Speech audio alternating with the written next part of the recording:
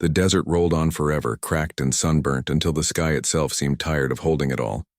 A hawk wheeled overhead, circling something the sand had already claimed.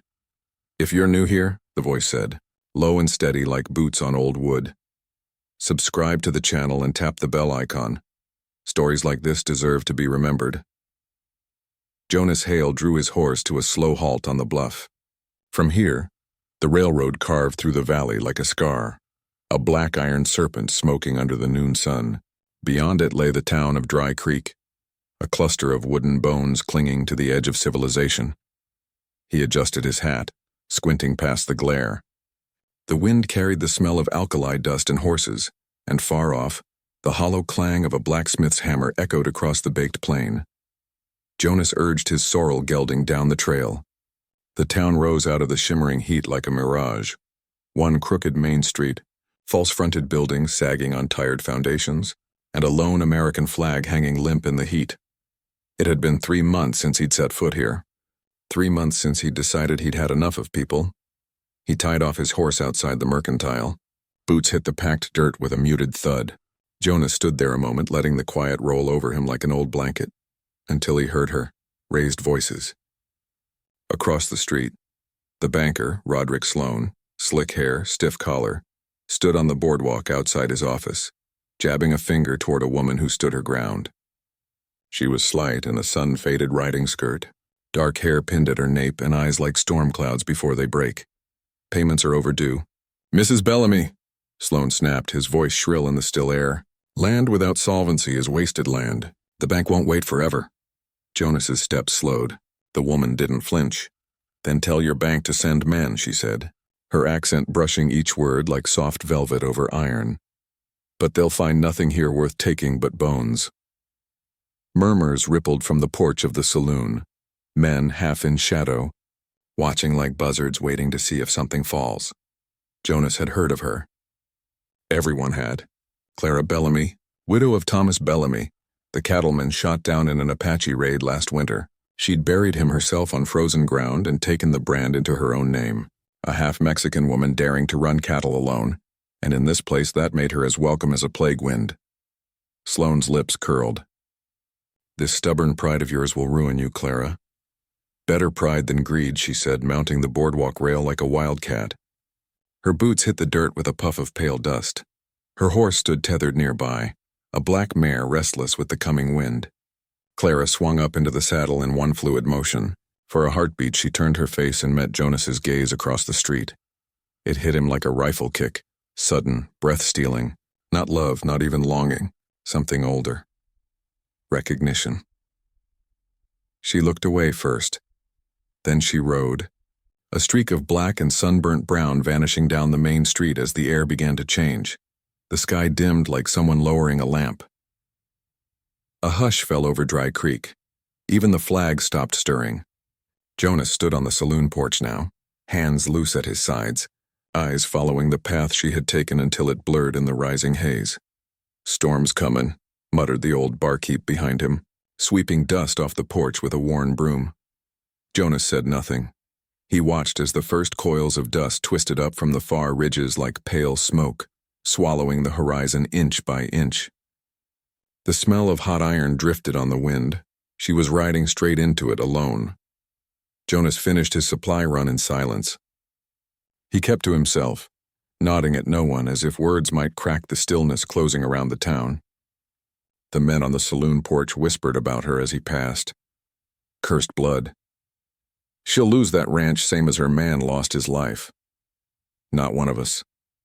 Jonas's jaw tightened, but he said nothing, because part of him agreed. Not about the curse, but about the danger of her. People like Clara Bellamy didn't survive long out here. And yet, she had. Somehow. By the time Jonas saddled up again, the world had turned to copper. The sun crouched low, swollen and red, and the wind rose like a restless spirit, carrying grit that stung his eyes. He swung into the saddle and paused. Out beyond the town's last fence post, the prairie stretched endless gold grass flattening under the storm's leading breath. He could just make out the faint smear of her horse's trail cutting across the flats. Jonas exhaled. Long and slow, a sound no one heard. Then he turned his horse toward home, boots nudging the gelding into a steady trot, while behind him the storm rolled closer, low, growling, inevitable. And somewhere out in that dying light, Clara Bellamy rode alone, vanishing into the teeth of it. The sky broke open with a sound like tearing cloth. By the time Jonas Hale cleared the last of Dry Creek's fence posts, the world had turned the color of rust. Wind rose from the earth like something alive, screaming across the flats, dragging whole sheets of sand up into the air until the sun became nothing but a dull copper bruise behind the haze.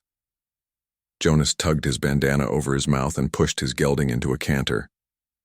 The trail home lay 20 miles west across open range, and the storm had come fast, too fast like all bad things did. Dust clawed at his eyes. Wind pressed against his chest as if trying to shove him back the way he came. He hunched low in the saddle, one hand on the reins, the other on the rifle strapped to his back, a habit born of years riding into hostile country. He'd been riding nearly an hour when something moved ahead, ghost-like through the ochre curtain. Jonas slowed the gelding, squinting through the storm snarl. A shape staggered past, a black horse, saddle hanging loose, reins dragging, eyes wild and rolling. His stomach dropped. It was Clara Bellamy's mare. He wheeled his gelding, following the mare's churned-up trail through the storm. Dust sandblasted his cheeks raw. Thunder rumbled, not rain thunder, but the hollow groan of the sky coming apart. The trail led down into a shallow gulch where mesquite clung to the eroded banks like dying hands. And there she was. Clara lay crumpled at the base of a boulder, half covered in fine yellow grit, dark hair plastered across her face, one arm bent wrong. Her chest rose in shallow, fluttering jerks. For a long moment, Jonas sat motionless in the saddle, the wind howling between them like a thing begging to carry her away. He knew what people would say if he brought her back to his place. That she'd gone there willingly, that she was already half ruined and he'd finished the job, but he also knew what would happen if he rode on. The storm would bury her, and no one would ever find her bones. Jonas swung down without another thought. "Clara," he said, voice low, steady, as if speaking to a spooked colt. He knelt, brushed dust from her mouth. Her lips were cracked and bleeding. Her eyelids fluttered. "Go," she rasped. "Not a chance," Jonas muttered. He looped his arm under her shoulders, felt her flinch from the pain, and gathered her up as gently as he could. She weighed next to nothing, and yet she felt heavier than anything he'd ever carried. The ride back was a nightmare stitched in lightning flashes of memory. Wind clawed, tore, shoved. Dust swallowed the land whole. Clara's head lolled against his chest, heat radiating through her torn blouse, blood from a scalp wound drying sticky on his shirt front. He whispered to the horse, to her, to no one. Just a little longer. Just stay. At last the slope of the mesa broke the worst of the wind, and the black line of his cabin emerged from the swirl like a ship in wreckage. He shouldered the door open with his back and staggered inside. Interior. Lamplight, in dark cabin. The door slammed behind them, shutting out the roar. Silence hit like a punch. Only the moan of wind in the eaves remained. Jonas laid her on the narrow bunk, struck a match with trembling fingers, and lit the oil lamp. Amber light poured over her dirt-caked face, her lashes clotted with grit, her skin pale as winter bone except where blood streaked through her dark hair. His hands moved by instinct. Army habits burned deep. He fetched clean water from the barrel, cut away her torn sleeve, splinted her arm with 2 willow slats wrapped in torn bedsheet. She came to halfway through, hissing between her teeth. "You always this gentle with your enemies?" Jonas paused, eyes meeting hers. Only the one still fighting. She let out a ragged, bitter laugh that turned into a cough. When the worst was done, he covered her with his spare wool coat and set coffee on the stove. The storm battered the walls like 100 fists. Sand hissed against the shutters. Clara lay stiff on the bunk, eyes fixed on the ceiling's shadows. "They'll talk," she said finally, voice a thread. "Let them," Jonas answered. She turned her head, studied him as though she could see through the layers he wore like armor. "And if they say you ruined me?" Jonas stared at the dark window pane, at his own dim reflection, the hard lines cut by years, the tired hollows under his eyes. "Then they'll be wrong," he said. Hours passed like coals burning low. The lamp flickered. The storm screamed and then began to wail softer, like something dying out there in the dark. Jonas sat in the old cavalry chair by the hearth, boots planted, rifle resting across his knees. Clara shifted under the coat, eyelids heavy but never fully closing. For a long time, neither spoke. Only the sound of the wind scraping its nails along the cabin walls, and their two heartbeats stubborn and still alive. The storm had clawed through the land like some furious spirit, leaving the desert torn and glistening under a bruised sky. In the hush that followed, the only sound was the drip of water from the cabin's warped eaves, the distant groan of the river swollen with mud. Jonas stood in the doorway, hat low over his eyes, scanning the shattered trail that led toward town. The earth was split and slumped, gullies carved where the water had raged. He turned back inside. Clara was by the hearth, rubbing her arms against the cold that had settled after the storm. Her damp dress clung to her shoulders. Steam rose from their boots, lined like surrendering soldiers by the fire. "We can't make it back tonight," Jonas said quietly. "Trail's gone." Clara gave the smallest nod. She didn't look at him, just drew her knees to her chest on the woven rug. The fire spat softly. The storm had trapped them in this cabin at the edge of nowhere, and the silence pressed heavier than the rain had. Hours passed. Night rose from the desert like a slow tide. Jonas sat by the table, whittling a scrap of pine into nothing. He caught Clara's eyes flickering his way, then back to the flames. Her face was a study in defiance and fatigue, all sharp cheekbones and shadows. Finally, her voice cracked the stillness. "My husband's buried somewhere near Fort McRae," she said. "No one marked the grave," Jonas stilled. The knife hovered above the wood. "They rode in at dawn," Clara went on. Her eyes stayed on the fire as if afraid it might vanish if she blinked. "We thought the noise was thunder. It was riders. Half the town never woke. He stood in the door, told me to stay down." Her hand trembled, curling into the wool rug. "They killed him. They spared me." Her lips barely moved. "Said my blood was already half theirs.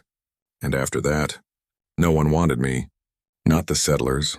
Not them." The fire popped. Sparks drifted like dying stars. Jonas swallowed hard. He could hear the faint roar of memory rising in his own chest. Drums, screams, the crack of rifles. "I know what they do," he said, voice dry as sand. "I used to ride with the army, against the Apaches." Clara's gaze found him now, sharp and searching. "I did things," Jonas whispered. "Things I see every night when I close my eyes.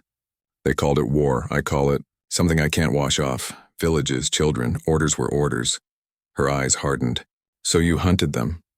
"I slaughtered them," Jonas said flatly. "And it didn't bring back a single wagon we lost." Silence settled like dust. The fire sank lower. Outside, a coyote called across the drenched canyons. Clara stood abruptly and walked to the door. Moonlight spilled through the gaps as she opened it. She stared out over the drowned desert, silver and endless under the rising moon. Jonas rose and joined her, boots creaking on the wood. For a long while they said nothing. The night breathed cold around them. The storm had scrubbed the world clean. The stars were sharp as flint chips, the air raw and new. Something tightened between them, unseen yet undeniable, like two wounded animals circling the same wound. Later, back by the fire, Clara noticed the small brass music box Jonas had set near his bedroll. Its lid was bent, a hinge missing. She picked it up gently. "This yours?" "Was my mother's," Jonas said. "She used to play it when the world felt meaner than it ought to. It hasn't played since the Red River winter." Clara set it on her knee. Jonas watched silent as she found a nail from a loose floorboard, bent the hinge back with her teeth and coaxed the spring into place. Her fingers were quick, delicate despite their calluses. The fire painted her skin in molten gold. With a soft click, the lid closed. She wound it once. A hesitant melody unfurled into the room, cracked, warbling, but alive. The sound drifted like smoke through the dim cabin. Jonas stared. It felt like hearing his mother's voice through snow. Clara smiled faintly, just one corner of her mouth. "There," she said. "Some things don't stay broken." Jonas said nothing. He just watched her, the shadows of old guilt and grief shifting inside his chest like restless horses. She set the music box by the fire and curled back on the rug. The melody faded into the wind. Jonas stayed awake long after her breathing slowed, the tune echoing inside him, mingling with the ghosts he carried. For the first time in years, they seemed quiet. Outside, the moon rose high over the empty desert, bright as hammered silver. The land steamed and whispered as if unsure what to make of this fragile peace. Dawn broke over the desert like a blade drawn slow from its sheath, silver cutting through the black. Dust rose from Jonas's horse as he led it from the cabin, the leather saddle creaking under his weight.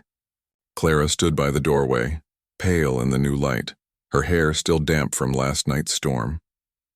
The world smelled of wet sage and scorched cedar. They rode side by side in silence for a time, the land stretching out raw and endless. Mud clung to the horses' hooves. The sky felt hollow and clean as though the storm had scraped everything false away. By midday they reached the canyon.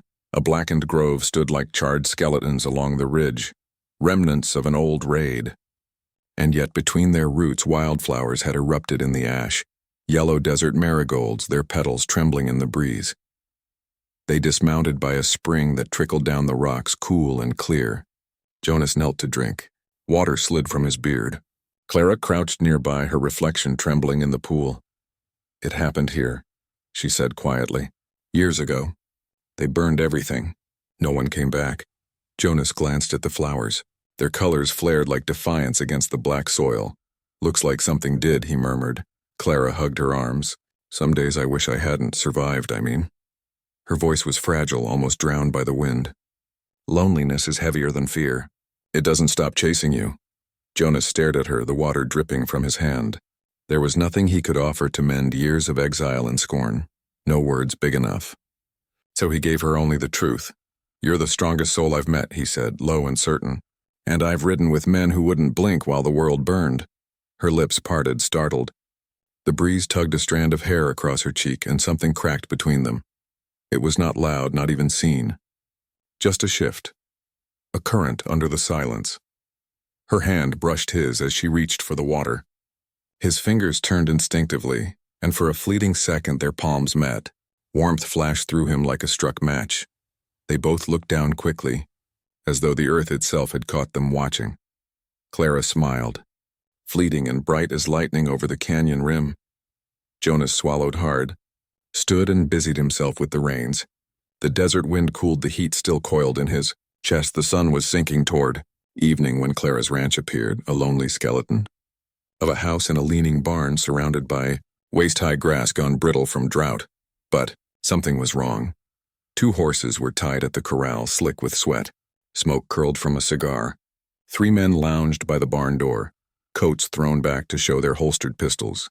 Their laughter carried like broken glass on the wind. Jonas reined in, eyes narrowing. He recognized the cut of their vests. The banker's hired men, the same kind who emptied widows' cupboards for bounty. Clara's breath hitched. "They said they'd give me until autumn." "Looks like they changed their minds," Jonas said. The nearest man flicked his cigar into the dry grass and grinned. "Barn sure looks like kindling." Something cold settled in Jonas. He dismounted without a word, boots crunching on the hardpan. The men's laughter faltered as they saw the rifle in his hands, held loose but ready. "The way a wolf carries its teeth. This place ain't yours to touch," Jonas said, voice flat as gravel. "Not yours either." One spat. Jonas stepped closer. "It is tonight." The words landed heavy. The wind died. Even the horses stilled. The men glanced at one another, weighing pay against the look in his eyes. The oldest of them muttered a curse, spat, and swung into his saddle. The others followed, muttering about not worth the bullet. Their hoofbeats faded into the wide dark. Jonas lowered the rifle, chest rising slow. Behind him, Clara stood frozen on the porch, fists clenched at her sides. Moonlight caught the wetness on her lashes. "You didn't have to," she whispered. "Did," Jonas said simply. He turned toward his horse, not trusting himself to meet her gaze. The air between them felt too thin, too charged, as if one word could burn the whole ranch down. "Jonas," she started, but he was already in the saddle. "Lock your door," he said over his shoulder. And then he was gone, riding hard into the dying sun, a lone shape swallowed by the gold and blood of the horizon. The last light caught the wildflowers by the barn, trembling in the smoke-streaked air, small defiant flames blooming from the ash. Night had bled across the desert like ink poured slow from the edge of the world. The wind was still, the stars sharp as shattered glass. Jonas sat alone in his cabin, the lantern flame guttering, throwing long shadows on the pine walls. The only sound was the slow creak of the rocking chair as he leaned back, staring at the rifle propped in the corner. The same one he had leveled at the banker's men. The same hands that once obeyed orders without question were trembling now, and he hated it. A soft knock came at the door. He rose, opened it. Clara stood on the porch, her hair windswept, her riding cloak hanging loose from her shoulders. Her chest rose and fell fast, as though she'd been riding hard. The moonlight silvered the edges of her cheekbones, made her eyes seem black and endless. "I couldn't sleep," she said, her voice unsteady. "I don't want to be alone tonight." Jonas said nothing, only stepped back. She slipped inside, brushing past him, smelling of horse leather and wild sage. He closed the door behind her, and the latch sounded like a gunshot in the hush. The cabin was warm from the banked hearth. Shadows flickered across the shelves lined with tools. Old cavalry maps rolled and forgotten. A kettle hissed low on the stove. They stood facing each other, only inches apart. Neither moved. Outside, coyotes howled on the ridge, thin, haunting cries that seemed to echo from another life. Jonas swallowed. "If we cross this line," he said, voice hoarse, "there's no going back."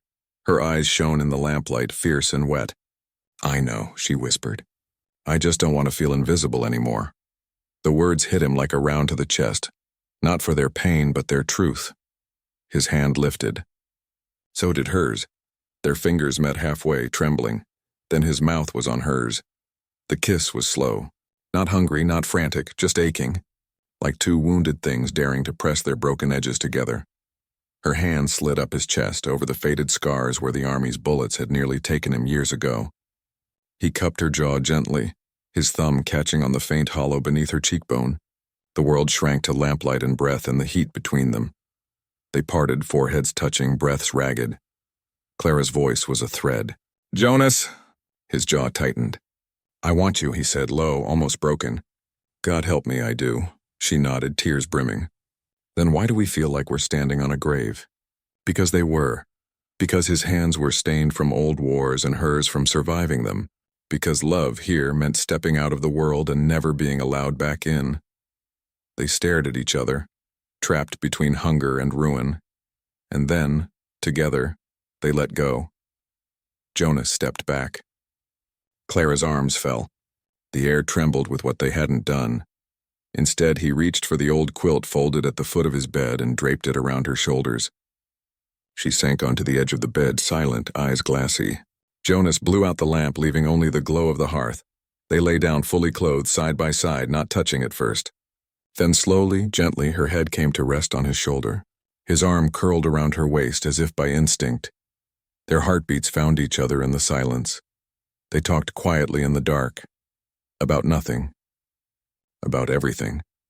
She told him how her mother was half Mescalero Apache, how Clara had grown up never fully accepted by either world, how the white women of town still looked away when she passed, as if she were a ghost in broad daylight. He told her how the army had made him burn villages, how he still dreamed of children screaming in the sagebrush, how he had buried his orders with whiskey until his hands wouldn't stop shaking, and then buried the whiskey too. Clara whispered, "Do you think people like us deserve peace?" Jonas's voice was a rumble against her hair. "I think peace is something you give someone else, not something you take." She was quiet a long time. Then she slipped her fingers into his. They lay that way until the fire burned down to embers, until the night outside went pale with the first hint of dawn. When the eastern sky turned silver, Clara rose. She stood at the door, the quilt wrapped around her shoulders like a banner of surrender. Her eyes were red but steady. Jonas stood behind her, saying nothing. Her lips trembled as she whispered, "I shouldn't, but I want you." And then she was gone, down the porch steps, mounting her horse, riding into the gray hush. Jonas stood in the doorway long after the sound of her hoofbeats faded, watching the wind ripple the dry grass. The sun was rising, soft gold spilling over the land like spilled mercy. He felt hollow and alive, like a man who had finally laid down his gun. The courthouse in Dry Creek stood like a fortress of red brick and dust, its steps worn smooth by the boots of men who thought themselves permanent. This morning, the sky above it was a washed-out white, the kind of colorless heat that bled sound from the air. Clara climbed those steps alone, her black dress clinging to her from the ride in. The banker was already there, slick hair, pale gloves, eyes like pennies left too long in the sun. He smiled without warmth as she passed. Inside, the air smelled of paper and old sweat. Dust motes hung like ghosts in the shafts of light from the tall windows. Jonas was already seated near the front. He didn't look at her as she entered. He wore his old army coat, creased and clean, the brass buttons dulled by time. She hadn't seen him in days. Not since that night in the cabin when their hearts had come within a breath of burning. The judge droned on, reading the banker's petition to seize her ranch, citing unpaid loans and insufficient claim to ownership.